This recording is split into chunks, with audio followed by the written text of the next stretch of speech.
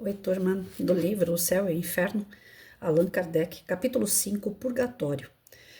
No item 2, mas a noção do purgatório teria de ser necessariamente incompleta, pois só conhecendo o suplício do fogo procuraram diminuí-lo numa ideia atenuada do inferno. As almas ainda se queimam, mas de maneira menos intensa, não conciliável o progresso com o dogma das penas eternas. As almas não podem sair do purgatório através do seu próprio adiantamento, mas sim pela virtude das preces que se fazem ou se mandam fazer em sua intenção.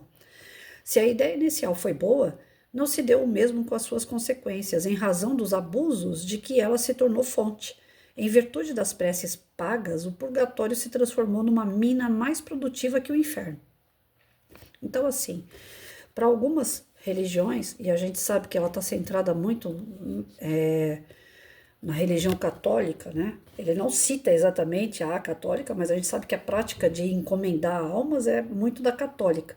As pessoas vão lá e pedem missa, né? Faça missa de sétimo dia, missa de 30 dias e assim por diante. Missa de 1 ano. E cada vez que você encomenda a alma de alguém para um representante religioso, geralmente essas preces, essas missas, né? Esses envolvimentos de orações, eles exigem uma taxa, né? E não tinha mal nenhum a princípio. Você pedir e você pagar por essas preces, desde que elas não fossem tão abusivas como passou a ser. E dali acabou sendo um cofre para o enriquecimento dessas religiões.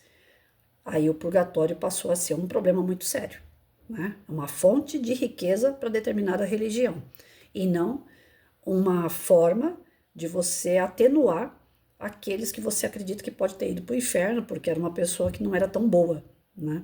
Então a boa intenção de quem pede a oração é o que vale para Deus, mas aquele que recebe, né, para poder estar pagando, para poder estar fazendo as orações em forma de paga, esse daí ele está se complicando.